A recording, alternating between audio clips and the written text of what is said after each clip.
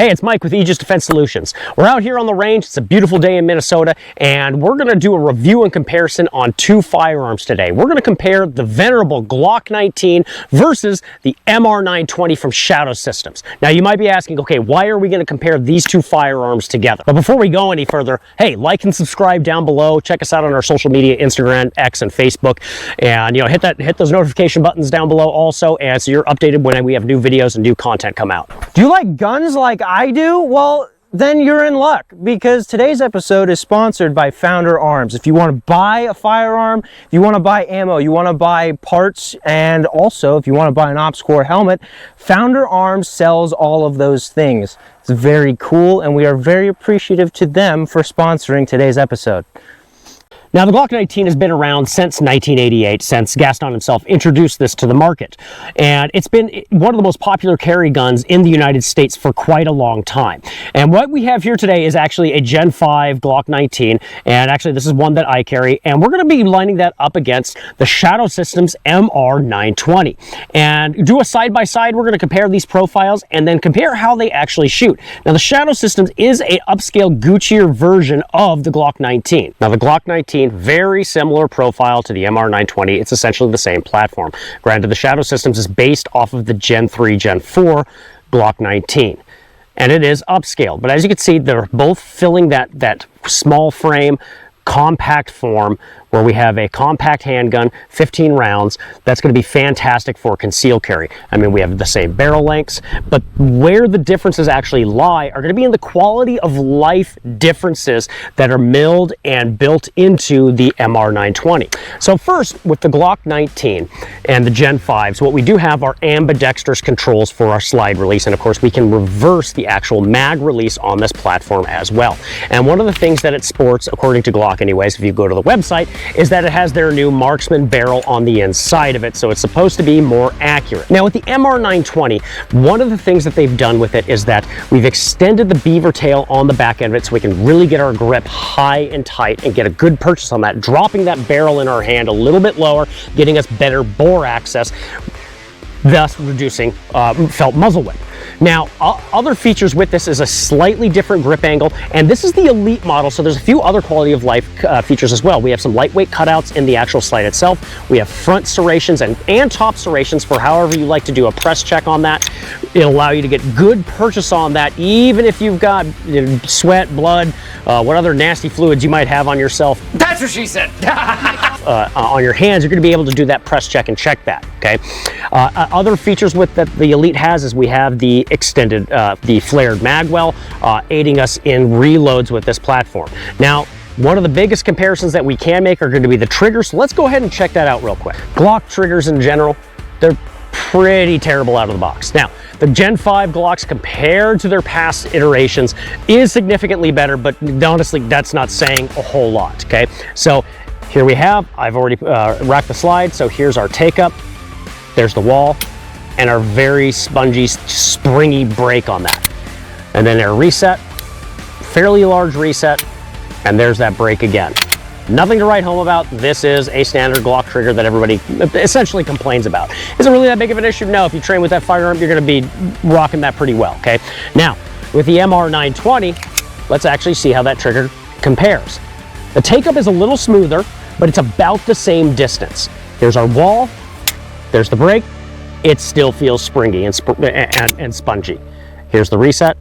Now, the reset was a lot smoother. I will say this, the reset feels better on the MR920. But is that going to justify the price on this thing? No. With the Glock 19, you're going to be spending anywhere from $500 to $600 on a Glock 19. And then with the Shadow Systems, I mean, if you're going the baseline, you're going to be breaking about the $700 price tag range. And if you're going into the Elite and you're looking at optics, you're going to be breaking $1,000 to equip this firearm. But and you know, and having said that, with that higher price tag, the trigger honestly isn't anything to write home about. Now, one thing you're going to notice with the Glock 19 is we have these U-shaped cutouts in the front and back. Now, this is to aid if we have a double feed in the Glock 19 with us ripping this out. honestly, looking at it the way it is right now, I foresee issues with there being reloads on this if you're not training a whole lot, okay? Now, this is something you can easily work on, just getting out to the range and just training and putting in the time behind that platform, behind your carry firearm.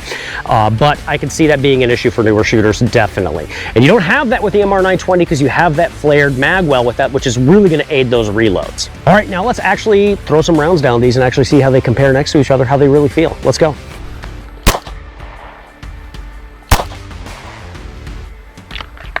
Feels like a Glock trigger, nothing crazy or special.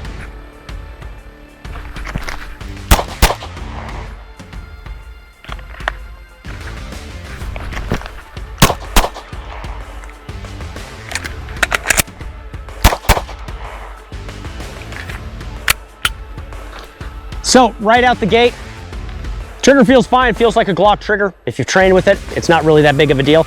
I did just do a quick reload on it, and the reload went fine for me, but I do carry this one normally, and if you do ever have issues with that U-shape, one thing you can do on the insertion is you can actually come in from the side and put it in, but if you come in too high, you're gonna end up jamming on that U-shape, and there's an additional U-shape cut out on the bottom as well, and if you come in too low, you're gonna have a similar issue. So coming in almost at a side angle like that, which I just messed up, which is fantastic, but coming in at that side angle, you're gonna have less of an issue with that, getting that reload in.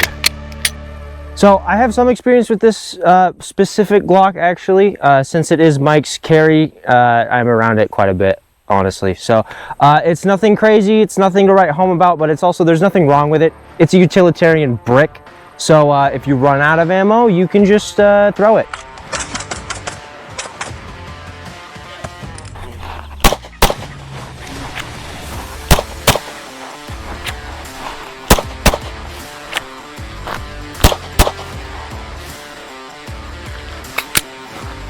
All right, 2 bags, 12 rounds, thoughts?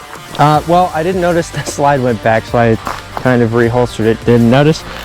So that's on me. But again, trigger, not amazing, not terrible. It's a little spongy.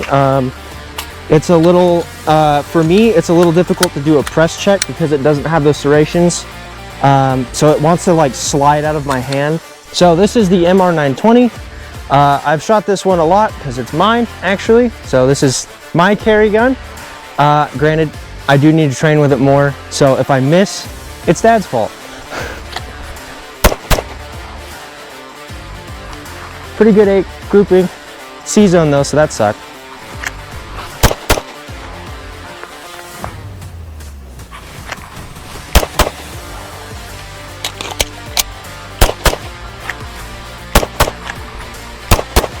All right, MR920, initial impressions off the bat. Since this one is mine, you could say I'm a little biased, but I like both of them a lot, actually. This one, it's easier for me to do a press check. I did notice, actually, too, this is a little bit lighter. The grip angle is a little bit better on my hand. The extended beaver tail fits my hand a little bit better. I can get my hand further up on here. The stippling on the little finger shelves that I like to call them gives me the same spot to put my fingers every single time on both sides, without my fingers wanting to slip off or my hands not doing what they should be doing. Again, that's all training, but if you're a newer shooter who has some issues sometimes with your repetition, it's just a good baseline to go off of. Same spot every single time. With the flared magwell, we don't have any of those cutouts, so it's a nice smooth, just slap in there every single time. The only thing I will say that I think I like significantly more than the Glock is the actual slide release. Notice we don't have it on both sides, so we do lose the ambidextrous function of that, but I feel like this sticks out a little bit further, so it's just easier for me to snag and easier for me to hit it with my thumb, so I'm just a little bit faster with it.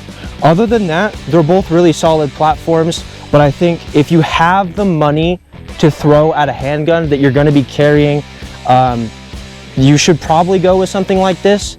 And because this has the exact same profile as a Glock, and this is essentially a Glock platform that has been upgraded, you don't have to worry about looking for different holsters or anything like that. But you get a Glock 19 holster, this will work. All right, so we're gonna go back to the Glock 19 now, and we're actually gonna compare how those reloads go with a few reload drills. And of course, we're holding our genitals hostage today in appendix carry. A-zone, fantastic.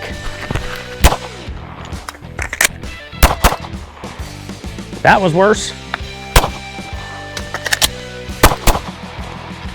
Much better. So just the reloads off the Glock, doing just 3 different reload drills.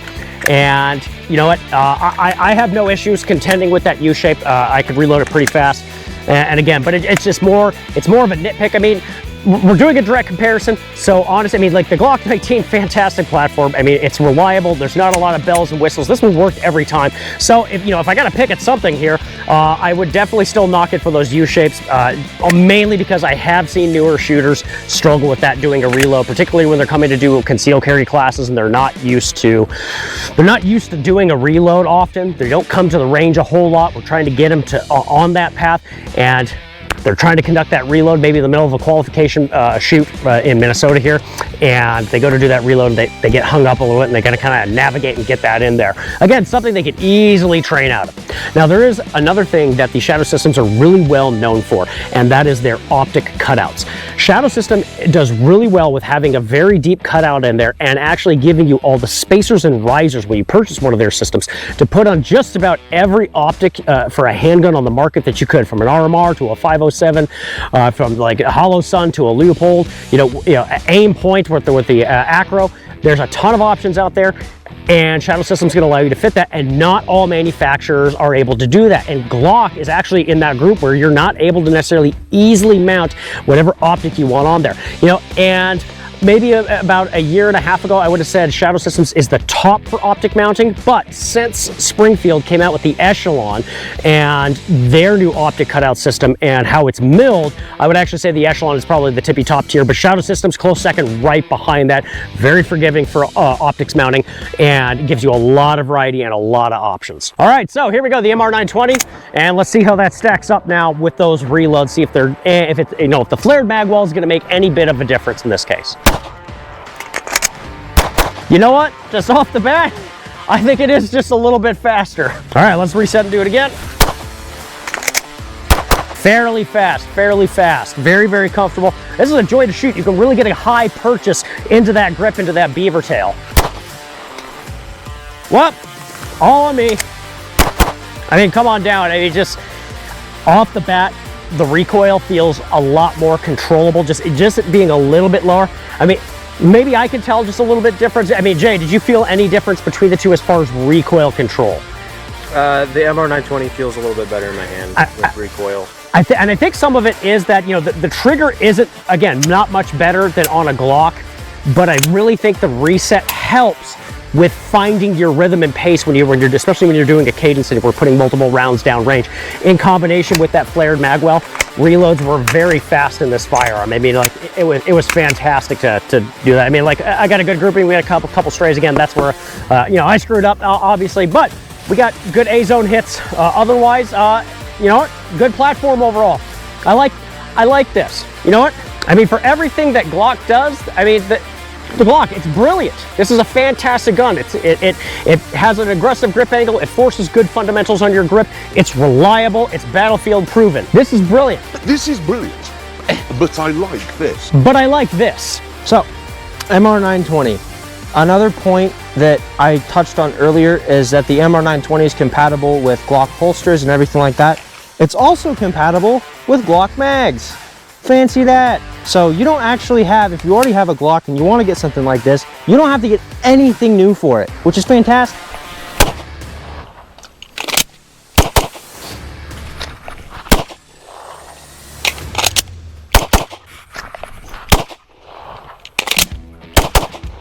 Overall, the gun feels a little bit lighter. I don't know if that's a huge noticeable difference for you. It does feel a smidge lighter, and maybe it's, I don't know, maybe that's just the gun talking to me, and really it's kind of negligible, but the gun operates faster, I feel. Yeah, out of the box. It does. And another thing, on top of your also extended beaver tail, you have an undercut right here, which gives you that little bit of extra room.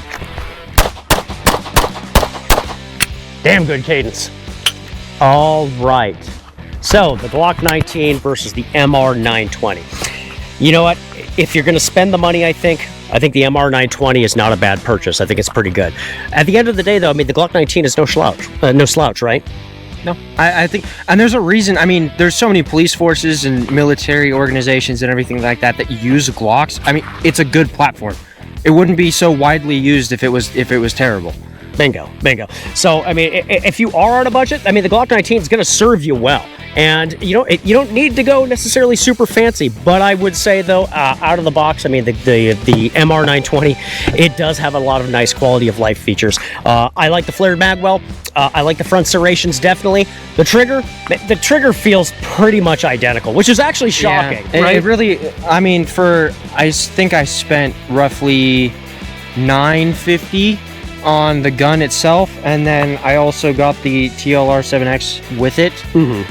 So I was pushed definitely over that $1,000 mark. For spending $900 or more on a handgun, I think the trigger should be better. But I don't really, honestly, me personally, I don't have a huge issue with Glock triggers. I notice triggers more on like carbines or rifles or anything like that. For me, pistols, it's not a huge deal personally. It's definitely noticeable with a lot, like the Hellcat, terrible trigger. Canic, phenomenal trigger. But I think a Glock trigger is right in the middle. It's not good, it's not bad, it's not great. Could be better. I disagree. I think it's one of the more terrible triggers on the market. I really don't think it's... It's no Walther, it's no Canic. I don't think it's terrible. I think, like... But that's fine. To each their own on that. Yeah, I mean, for a handgun, you need it to... Any situation, it's going to be your backup. I mean, God forbid you have to actually draw from concealment out in the world. That is a worst case scenario. But if I'm in that scenario, I just need my gun to shoot, really. Fair enough. I just need it to be an AK in my pants. We'll just get an AK for your pants then. That's what a Draco's for, man. It's a little uncomfortable, though. All right, so, at the end of the day, none of these firearms are as good as the shooter behind them. So that's really that's going to make the difference in that emergency situation. So go get training, go get educated, make yourself a better shooter, a better informed citizen. And always remember, stay prepared, not scared. This is Mike and Jaden. We'll see you later.